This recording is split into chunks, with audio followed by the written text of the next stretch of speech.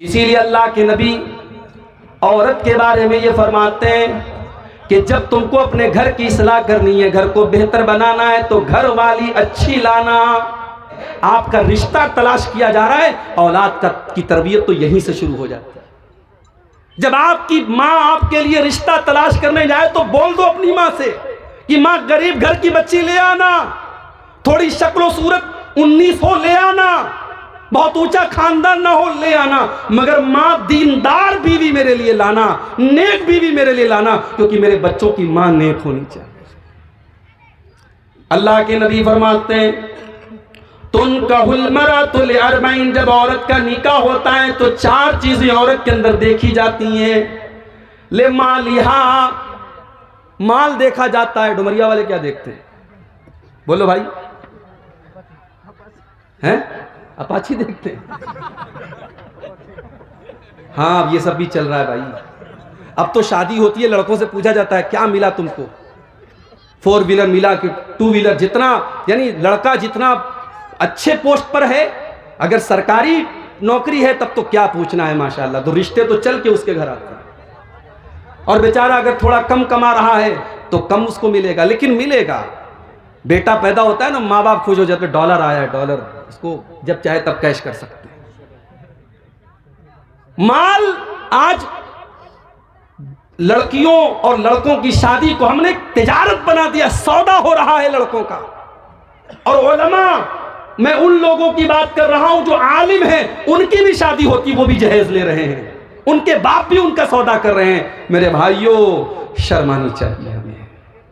नबी के दौर में कभी किसी दुल्हे से ये नहीं पूछा गया तुझे जहेज में क्या मिला। अल्लाह के नबी के दौर में एक साहबी हैं, उनका नाम अब्दुर्रहमान बिन औफ है। मक्का से मदीना आते हैं, खाली हाथ आते हैं, बिल्कुल खाली हाथ आते हैं, उनके पास कोई दौलत नहीं है। अल्लाह के प्यारे नबी ने उनको भाई बनाया, हजरत साद बिन रबी का। साद बिन रबी अंसारी साहबी, हजरत अब्दुर्रहमान मुहाजिर साहबी, अल्लाह के रसूल सल्लल्लाहु अलैहि वसल्लम दोनों का हाथ पकड़ करके भाई भाई बना दिया। अब जरा गौर से सुनना मेरे भाइयों, कितने खुददार थे साहबा। हमें तो अगर फ्री में कोई माल मिले हम तो लूटने के लिए तैयार हो जाते हैं। साहबा कितने खुददार थे, जरा अंदाजा लगाओ मेरे भाइयों। हजरत साद बिन रबी अंसारी कहते अब्दुर्रहमान, मेरे नबी ने तुझको मेरा भाई बना दिया है। अरे अब्दुर्रहमान, ये मेरा घर है, ये मेरी प्रॉपर्टी है, ये मेरे खजूरों के बागात हैं। अरे अब्दुर्रहमान, आ जाओ, मैं बंटवारा कर लेता हूँ, आधा घर तेरा, आधा घर मेरा, आधा खेत तेरा, आधा खेत मेरा, आधा बाग तेरा, आधा बाग मेरा। अरे अब्दुर्रहमान, अभी तू नया नया मदीने में आया है, अभी तेरी शादी होना मुश्किल है, अभी तुझे रिश्ता मिलना मुश्किल है। अरे अब्दुर्रहमान, मेरी 4 बीवियां हैं।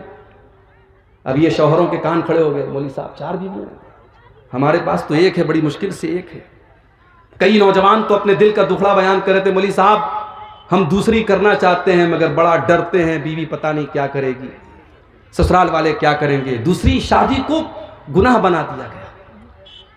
शादीशुदा मर्दों के कितने नाजायज ताल्लुकात है, जरा समाज पे नजर उठा के देखो। कितनी औरतों के नाजायज ताल्लुकात है, जरा नजर उठा के देखो। ये समाज हमने कहां पहुंचा दिया मेरे भाई। जो चीज जायज है उसको हमने गुनाह बना दिया, और जो नाजायज उसको फैशन बना दिया। अगर कोई मर्द इस लायक है कि उसके पास ताकत है, उसके पास दौलत है, वो 2 बीवियों को रख सकता है, उनके दरमियान इंसाफ कर सकता है, तुम कौन होते हो रोकने वाले? आपने उसको जुर्म बना दिया, गुनाह बना दिया। मुझे तो सहाबे किराम की फहरिस्त में कोई सहाबी ऐसे नजर नहीं आते जिनकी सिर्फ एक बीवी हो। सहाबा के यहाँ आम था 2, 3, 4 निकाह वो किया करते थे। हमारे यहाँ गुनाह बना दिया गया मेरे भाई। और बीवियां, औरतें माशाअल्लाह, उनको तो इतना निगेटिव उनके दिमाग में डाल दिया गया, अरे तेरी सौतन आ जाएगी तो तेरा सब कुछ बढ़ जाएगा, तेरा घर बढ़ जाएगा, फिर शौहर तुझसे मोहब्बत नहीं करेगा। यहां तक बीवियां कह देती हैं कि अगर आप मुझसे सच्ची मोहब्बत करते हैं आप कभी दूसरी शादी का नाम मत लीजिएगा। और जब उनसे यह कहा जाता है कि अल्लाह के रसूल सल्लल्लाहु अलैहि वसल्लम ने 1 से ज्यादा निकाह किया है, क्या अल्लाह के नबी हजरत आयशा से मोहब्बत नहीं करते थे? क्या अल्लाह के नबी अपनी बीवियों से मोहब्बत नहीं करते थे? तो कहती है वो नबी की बात थी, उनकी बात मत कीजिए। हजरत अब्दुर्रहमान बिन औफ को ऑफर करते हैं हजरत साद बिन रबी, आए अब्दुर्रहमान, मेरी 4 बीवियां हैं, तुम किसी एक को पसंद कर लो, मैं तलाक दे देता हूँ, इद्दत गुजर जाने के बाद आप उससे निकाह कर लेना, आपका घर भी बच जाएगा, आपको प्रॉपर्टी भी दे रहा हूँ, आपको खजूरों का बाग भी दे रहा हूँ, नौकरी भी मिल रही है, छोकरी भी मिल रही है, सारा घर सेट हो रहा है। मगर अब्दुर्रहमान कितने खुददार थे मेरे भाइयों, कहने लगे बारकल्लाहु लका फी अहलिका व मालिक, ऐ साद बिन रबी, अल्लाह तेरे माल में बरकत दे, अल्लाह तेरे परिवार में बरकत दे। ऐ साद बिन रबी, मुझे तेरी बीवी से मैं नहीं चाहता तेरा घर टूट जाए और मेरा घर बन जाए, मैं नहीं चाहता तेरे घर का आधा हिस्सा मैं ले लूँ। ऐ साद बिन रबी, मैं तो बिजनेसमैन आदमी हूँ, मैं तो ताजिर आदमी हूँ, मुझे तो कारोबार करना आता है, मुझे मार्केट का पता बता दो, मुझे बाजार का पता बता दो, मैं अपने पैर पे खड़ा हो जाऊंगा।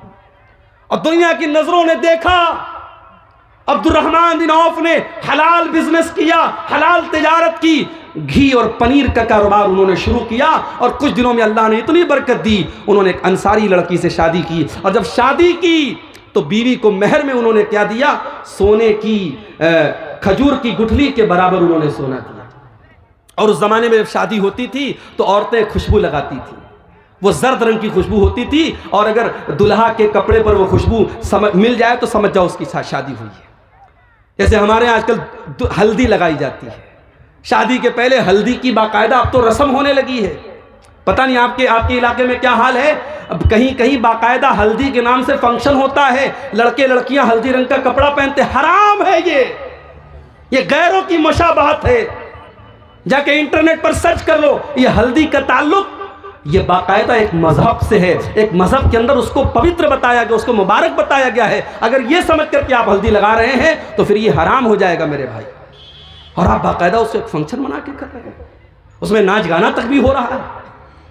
तो हजरत अब्दुर्रहमान ने निकाह किया, उनके कपड़े पर जर्दी लगी थी, अल्लाह के प्यारे नबी सल्लल्लाहु अलैहि वसल्लम की नजर पड़ गई। आप समझ गए कि अब्दुर्रहमान ने शादी की। कहा है अब्दुर्रहमान, क्या तुमने शादी की है? हाँ अल्लाह के नबी, मैंने शादी की है।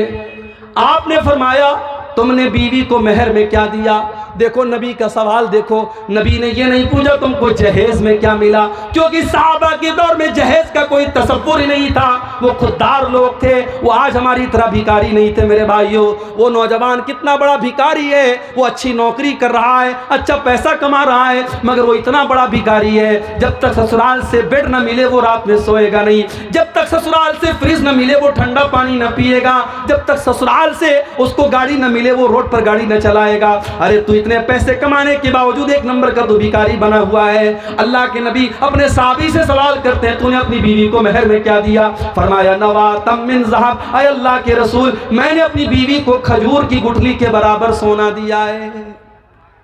तो जब शादी करते हैं तो लोग माल देखते हैं, वह जमालिहा, और कुछ लोगों की नजर खूबसूरती पर होती है। माँ चाहती है मेरी बहू ऐसी आए, पूरे गांव में पूरे इलाके में तारीफ हो, बहुत खूबसूरत बहू आई है। सिर्फ खूबसूरती देखी जाती है, सिर्फ रंग देखा जाता है। अगर अच्छी लड़की देख के आए, सब कुछ अच्छा है, दीनदार है, नमाजी है, पर्दा करने वाली है, लेकिन रंग थोड़ा सा दबा है, तो माँ करके कहती है रिश्ता तो बहुत अच्छा था, लेकिन लड़की का रंग थोड़ा सा दबा हुआ था, लड़की की हाइट थोड़ी सी कम थी। ओ लोगों, इन छोटी छोटी चीज़ों को तवज्जो न दो। वो लड़की जिसकी हाइट थोड़ी कम, उसको भी अल्लाह ने बनाया है, जिसका रंग थोड़ा सा दबा हुआ है, उसको भी अल्लाह ने बनाया है। अगर वो दीनदार है, पढ़ी लिखी है, खूबसूरत है, अगर वो लड़की अच्छे खानदान की है, उसकी दीनदारी को देख करके उससे निकाह कर लो। उस छोटी सी बुनियाद पर उसके रिश्ते को रिजेक्ट मत करो।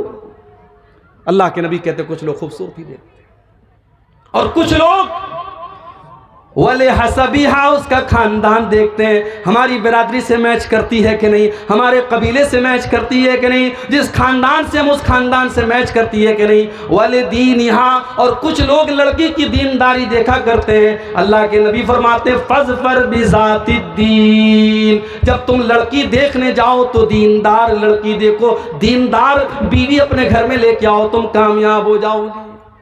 घर को जहन्नम से बचाना है, बच्चों को जहन्नम से बचाना है, तो रिश्तों में मेरे भाइयों दीनदारी देखो। और जब लड़की के लिए लड़का देखने जाओ तब भी दीनदारी देखो। और मैं एक बड़ी पॉइंट की बात बता रहा हूं अपनी बहनों से, किसी बेदीन से शादी करने से बेहतर है, किसी बेदीन की एकलौती बीवी बनने से बेहतर है किसी दीनदार की एक और दूसरी बीवी बन जाए। तीसरी बन जाए।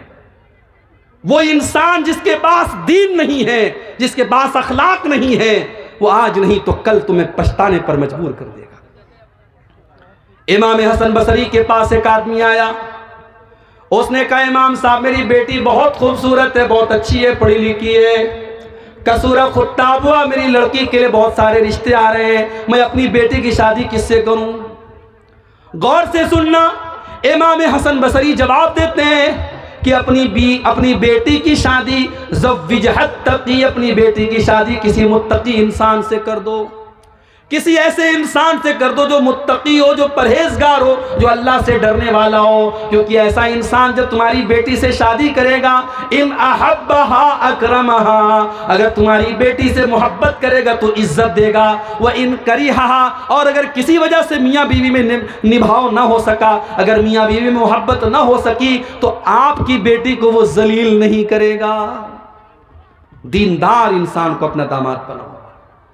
इसीलिए अल्लाह के प्यारे नबी फरमाते हैं, इज़ा खतब इलैकुम मिम्मन तरज़ौन दीनहु व खुल्क़हु, जब तुम्हारी बेटी के लिए ऐसा रिश्ता आए, लड़का दीनदार है, लड़का अच्छी अखलाक वाला है, फ़ज़व्विजूहु, तो जल्दी से निकाह कर दो। ये मत देखो कि ज़्यादा कमाता है कि नहीं कमाता है, हमारे बराबर के लोग हैं कि नहीं, पक्का मकान बनाए कि नहीं बनाए, सरकारी नौकरी है कि नहीं है। अगर लड़का दीनदार है, अगर लड़का अच्छी अखलाक वाला है, अपनी बेटी की शादी उस लड़के से कर दो। इल्ला तफालू, अगर तुम ऐसा नहीं करोगे, तकुन फितनतुन फिल अर्दि व फसादुन अरीद, तो जमीन के अंदर फितना और फसाद फैल जाएगा।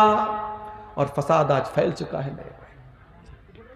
समाज के अंदर ज़िनाकारी और बदकारी इतनी तेजी से बढ़ रही है कि शायद आपको अंदाजा नहीं है। 9-9, 10-10 साल की बच्चियां, 13-14 साल के बच्चे, आज उनके भी रिलेशन से, उनके भी ताल्लुकात हैं, उनके भी मोबाइल पर उनके भी चक्कर चल रहे हैं। समाज इस मुहाने पर और इस दहाने पर जाके खड़ा है मेरे भाई। जो बच्चियां अभी ढंग से बालिग नहीं हुई हैं, जो बच्चे अभी ढंग से जवान नहीं हुए हैं, आज इंटरनेट ने उनको भी बालिग और जवान बना दिया है। मैं बड़े साफ अल्फाज में कहता हूं, ये दौर सहाबा का नहीं है, ये दौर ताबईन का नहीं है। इस दौर में न मर्दों की नजर झुकी है, न औरतों के जिस्म पर वो पर्दा है जो होना चाहिए। इस दौर में अपनी नौजवान नस्ल को बचाना है, निकाह टाइम से करो, और उनकी निकाह में, उनकी शादी में दीनदारी को प्रीफर करो, दीनदारी को तरजीह दो मेरे भाई। अगर घर वालों को जहन्नम की आग से बचाना है, ये पहला उसूल याद रख लो। अच्छा, हम लोग जब घर बनाते तो क्या करते हैं? सबसे पहले हम घर की बुनियाद को मजबूत करते हैं। अगर घर की बुनियाद मजबूत ना हो तो जितनी भी ऊंची बिल्डिंग बना ले, एक दिन बिल्डिंग गिर जाएगी, क्योंकि बुनियाद कमजोर है। अगर आप अपने घर को जहन्नम की आग से बचाना चाहते हैं, अपने घर की बुनियाद दीनदारी पर रखना, तकवा के ऊपर रखना। अफमन अस्सस बुनियानहु अला तक़वा मिनल्लाह व रिज़वानिन, जो अपने घर की बुनियाद अल्लाह के तकवा पर रखेगा, अल्लाह की रजा पर रखेगा, अल्लाह ने फरमाया वो ज्यादा बेहतर है। अम्मन अस्सस बुनियानहु, या वो इंसान बेहतर है जिसने अपने घर की बुनियाद एक गड्ढे के ऊपर रखी है जो जहन्नम में गिरने वाला है।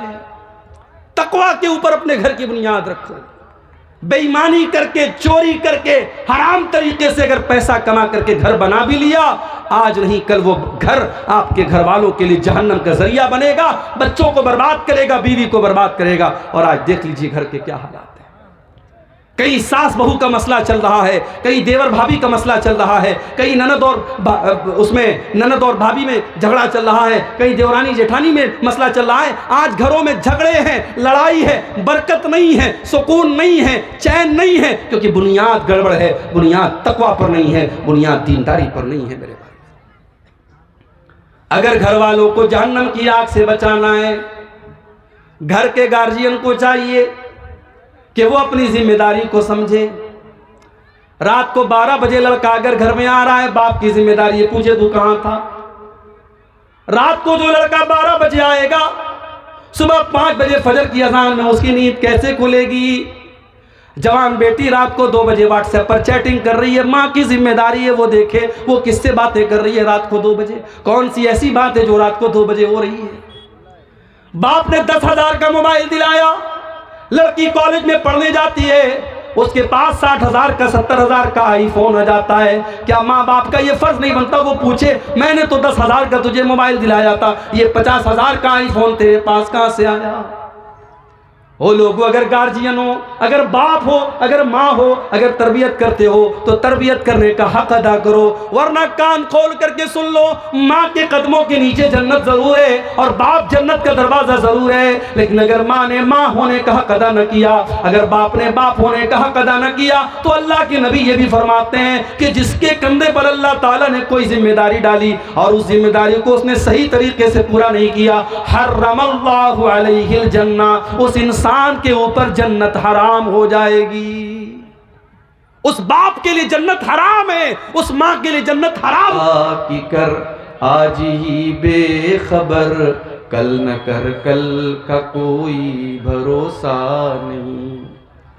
सदर मोहतरम, उलमाए किराम, मोहतरम बुजुर्गों, नौजवान साथियों, माँ और बहनों, प्यारे बच्चों,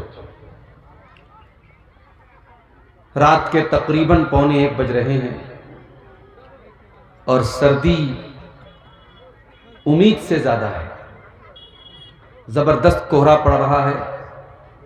लेकिन ये आप हजरात की दीन से मोहब्बत है, उलमा से मोहब्बत है, कुरान और सुन्नत से मोहब्बत है कि आप हजरात इतनी तकलीफ और सर्दी उठा करके भी पिंडाल के नीचे बैठे हैं और हमारी माएँ बहनें भी अच्छी खासी तादाद में बैठी हैं। अल्लाह ताला हम सब की इस हाज़िरी को कबूल फरमाए। अब तक उलमा ने जो बयानात किए हैं, अल्लाह ताला उन बातों पर हम सबको अमल की तौफीक अता फरमाए और हम सबको कहने सुनने से ज़्यादा अमल की तौफीक। मेरे भाइयों, आज की तकरीर मैं कुरान करीम की एक आयत से शुरू करना चाहता हूं। कुरान करीम के 28वें पारे में सूरह तहरीम की आयत नंबर 6 में अल्लाह ताला ने हमें और आपको एक हुक्म दिया है। उसी हुक्म के ऊपर हम गौर करें और आज की मेरी पूरी तकरीर का खुलासा उसी एक आयत के अंदर पहुंचते हैं। आइए पहले उस आयत को पढ़ता हूं, उसका तर्जमा करता हूं, फिर बात को आगे बढ़ाता हूं। कुरान का 28वां पारा, माफ कीजिए, कुरान का 28वां पारा, सूरह तहरीम, आयत नंबर 6। या अय्युहल्लज़ीना आमनू कू अनफुसकुम व अहलीकुम नारा।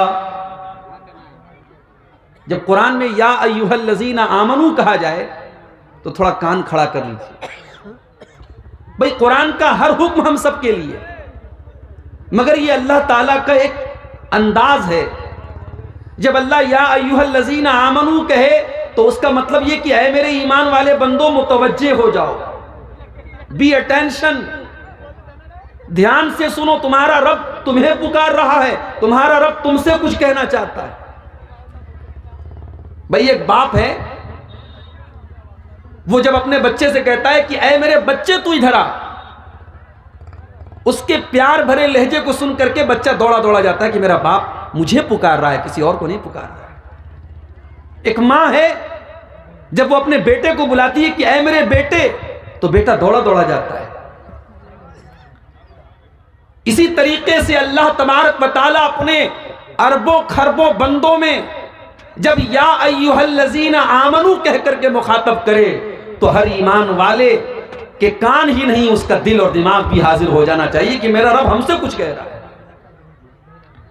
या अय्युहल्लज़ीना आमनू, ऐ वो लोगों जो ईमान लाए हो, कू अनफुसकुम, अपने आप को बचाओ, व अहलीकुम, और अपनी फैमिली को, अपने परिवार को, अपने घर वालों को बचाओ, अपने बीवी बच्चों को बचाओ, अपने अहले खाना को बचाओ, अपने परिवार को बचाओ। किस चीज से? नारा, आग से। कैसी आग? फरमाया वक़ूदुहन्नास वल हिजारा, ऐसी आग से बचाओ जिस आग का ईंधन इंसान और पत्थर होंगे। वो पेट्रोल से नहीं जलेगी, वो डीजल से नहीं जलेगी, वो कोयले से नहीं जलेगी, वो लकड़ियों से नहीं जलेगी। वक़ूदुहन्नास वल हिजारा, उस आग का ईंधन इंसान और पत्थर होंगे। आय अल्लाह, दुनिया में हम बहुत दौलत वाले थे, अगर किसी गैर कानूनी काम में पुलिस वाले पकड़ के लेके चले जाते थे, हम रिश्वत दे करके छूट जाया करते थे।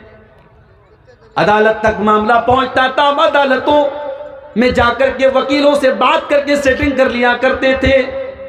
अगर और ऊपर के लेवल का मामला आता था, हम जज से सौदेबाजी कर लेते थे। आए अल्लाह, ये तेरी जेल है, ये तेरी सजा है जहन्नम। आए अल्लाह, जहन्नम की आग में अगर बंदा चला गया तो क्या वहां पर भी रिश्वत चलेगी? क्या वहां पर भी सेटिंग हो जाया करेगी? क्या वहां पर जहन्नम के जो चौकीदार होंगे, जो जहन्नम के जेलर होंगे, तो वो किसी की दौलत देख करके मरूब हो जाएंगे, किसी का रुतबा देख करके मरूब हो जाएंगे? फरमाया नहीं नहीं, अलैहा मलाइकतुन गिलाजुन शिदादुन ला यासून अल्लाह। जहन्नम के दारोगा इंसान नहीं होंगे, जहन्नम के दारोगा फरिश्ते होंगे, और फरिश्ते गुनाह नहीं करते, फरिश्ते अल्लाह की नाफरमानी नहीं करते। जहन्नम के दारोगा बड़े टाइट होंगे, बड़े सख्त होंगे, बड़े स्ट्रिक्ट होंगे, और अल्लाह जितना हुक्म देगा वो उतना उसको पूरा करेगा। अब ये कुरान की आयत मैंने आपके सामने पढ़ी। इसमें जिस बात की तरफ मैं आपका ध्यान आकर्षित करना चाहता हूं, आपकी तवज्जो चाहता हूं, अल्लाह ने यह कहा कि अपने आप को बचाओ और अपनी फैमिली को बचाओ। ऐसा क्यों कहा अल्लाह ने? अल्लाह डायरेक्ट ये बोल देता अपने आप को जहन्नम की आग से बचाओ, फैमिली का जिक्र क्यों किया? क्योंकि हर इंसान की जिंदगी में उसके परिवार की बड़ी अहमियत होती है। इंसान किसी अच्छी जगह जाता है, सोचता है बीवी बच्चों को लेके जाऊं। इंसान कोई अच्छी चीज खाता है, सोचता है अपनी मोहतरमा के लिए भी लेते चलूं, अपने बच्चों के लिए भी लेते चलूं। हज करने जाता है, बीवी को लेके जाता है, उम्रा करने जाता है, बीवी को लेके जाता है। परिवार को हम बहुत चाहते हैं, बहुत मोहब्बत करते हैं। मेरे भाई, जिस परिवार से हम इतनी मोहब्बत करते हैं, जिस फैमिली से हम इतना प्यार करते हैं कि उसी फैमिली को सुख पहुंचाने के लिए दिन रात एक किए रहते हैं। सुबह जब से नींद खुलती है, रात को बिस्तर पे जाने तक अपने बदन का एक एक कतरा, अपने पसीने का एक एक कतरा अपने परिवार के लिए हम बहाते हैं। मजदूरी करने वाला, नौकरी करने वाला, बिजनेस करने वाला अपना दिमाग खपा रहा है, अपने जिस्म को थका रहा है, किसके लिए? अपने परिवार के लिए, अपने बच्चों के लिए। अल्लाह फरमाता है कि ऐ मेरे बंदो, जिस परिवार से तुम इतनी मोहब्बत करते हो, जिस फैमिली से इतना प्यार करते हो, क्या तुम ये चाहोगे तुम्हारा बेटा कल जहन्नम की आग में जल जाए, तुम्हारी बेटी कल जहन्नम की आग में चली जाए, तुम्हारी बीवी जहन्नम की आग में चली जाए? क्या तुम ये पसंद करोगे? कू अनफुसकुम व अहलीकुम नारा, ऐ ईमान वालों, अपने आप और अपने बच्चों को जहन्नम की आग से बचाओ। अरे आग में जाना तो बड़ी दूर की बात है, हम तो ये भी पसंद नहीं करेंगे हमारे बच्चों को हल्की सी खरोंच भी आए और हम चैन से बैठे रहें। इसी बिहार में मेरा प्रोग्राम था, कई साल पहले की बात है। मेरी बड़ी बेटी उस वक्त 6-7 साल की थी। मेरी अहलिया का फोन आया। वो जो पतंग उड़ाते हैं बच्चे, पतंग का जो मांझा होता है, उस मांझे से किसी तरीके से मेरी बच्ची की उंगली कट गई। मैं बिहार में बैठा हूं प्रोग्राम में, माएँ औरतें कमजोर दिल की होती हैं, उसकी उंगली में कट लग गया, खून बहने लगा। मेरी अहलिया रोने लगी, आंसू बहने लगे उसके।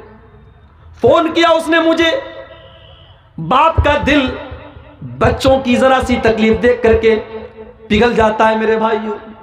वीडियो कॉल पर बच्ची की उंगली को देखा, मेरी आंखों से भी चंद आंसू छलक गए। मैंने फौरन डॉक्टर को बुलवाया फोन करके, उसका इलाज हुआ। इतनी मोहब्बत करते हैं अपने परिवार से, हल्की सी खरोंच आ जाए हम नहीं पसंद करते अपने बच्चों को।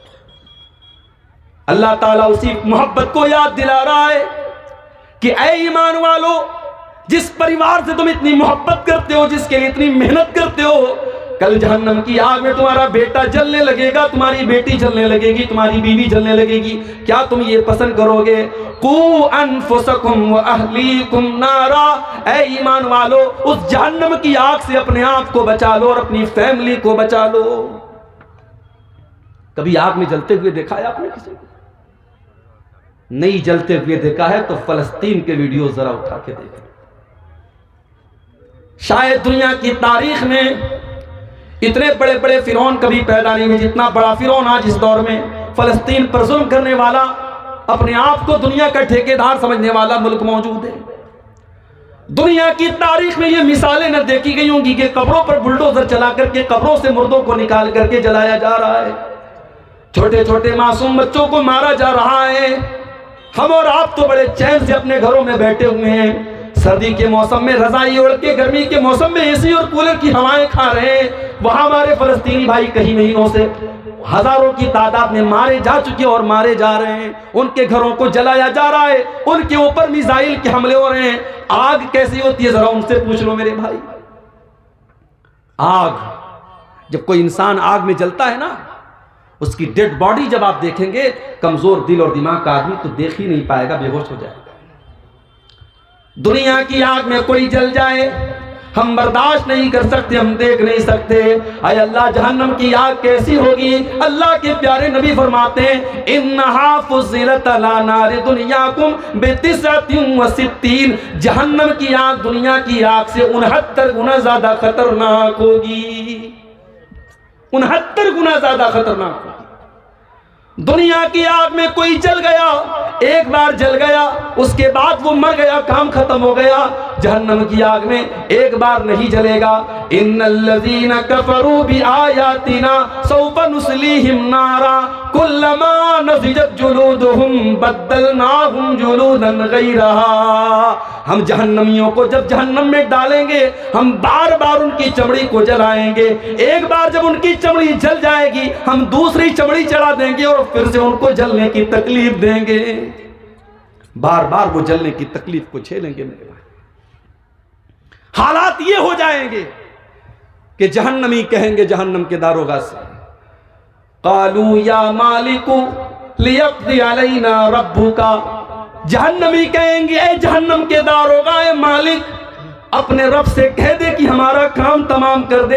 ये जहन्नम की तकलीफ हमसे बर्दाश्त नहीं होती, ये जहन्नम का दुख हमसे बर्दाश्त नहीं होता। जहन्नम का दारोगा कहेगा, क़ाल इन्नकुम माकितून, ऐ जहन्नमियों, अब इस जहन्नम में हमेशा तुमको रहना है, अब यहाँ मौत आने वाली नहीं है, अब बार बार तुमको जहन्नम की तकलीफ झेलना है।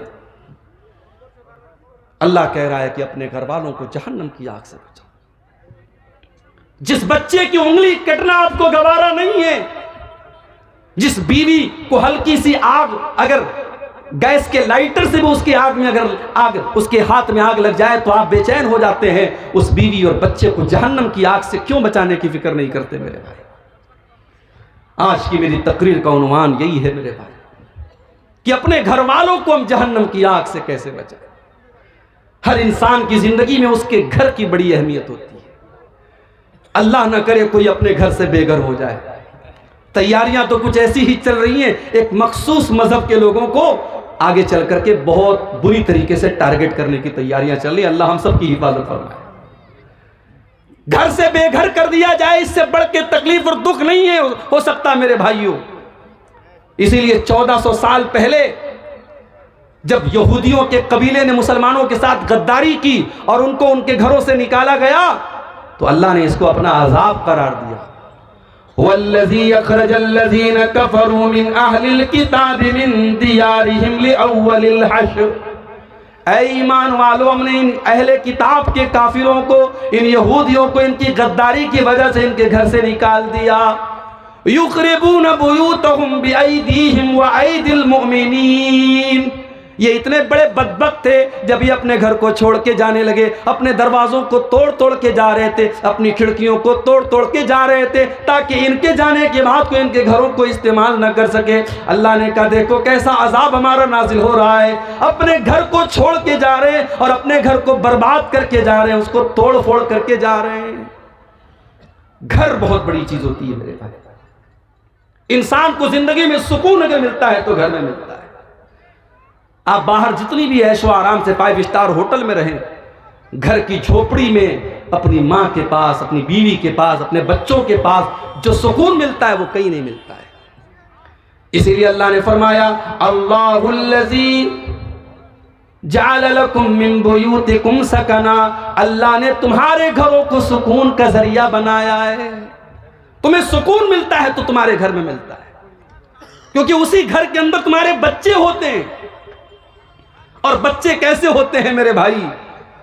अल्लाह के प्यारे नबी मिंबर पे खुतबा दे रहे, जुमा का खुतबा दे रहे, आपके नवासे हजरत हसन और हुसैन सुर्ख रंग का, जिस रंग का मैं इस वक्त भी आपके सामने ब्लेजर पहने हूं, जैकेट पहने हूं, यही सुर्ख रंग था, लाल रंग था। उसी लाल रंग का जोड़ा पहन करके अल्लाह के प्यारे नबी के ये बच्चे और नवासे मस्जिद में दाखिल होते हैं। और ये गिरते पड़ते मासूम बच्चे हैं 4-5 साल के, ये फिसलते हुए नबी अकरम के सामने आते हैं। अल्लाह के प्यारे नबी अपने जुमा का खुतबा रोक देते हैं, अपने दोनों नवासों को अपनी गोद में उठाते हैं, अपना खुतबा रोक करके अपने बच्चों को गोद में उठाते हैं और कहते हैं, ओ लोगो, अल्लाह ने कुरान में कितनी सच्ची बात कही है, इन्नमा अमवालुकुम व औलादुकुम फितना। ओ लोगो, तुम्हारा माल बहुत बड़ा फितना है और तुम्हारी औलाद बहुत बड़ा फितना है। ओ लोगो, अपने इन नवासों को देख करके मोहम्मद रसूलुल्लाह अपने ऊपर कंट्रोल न कर सके, अपना खुतबा रोक करके अपने बच्चों को दुलार करने लगे। बच्चे तो वो चीज होते हैं मेरे भाई। अल्लाह के नबी एक मर्तबा हजरत हसन को चूम रहे थे। एक देहात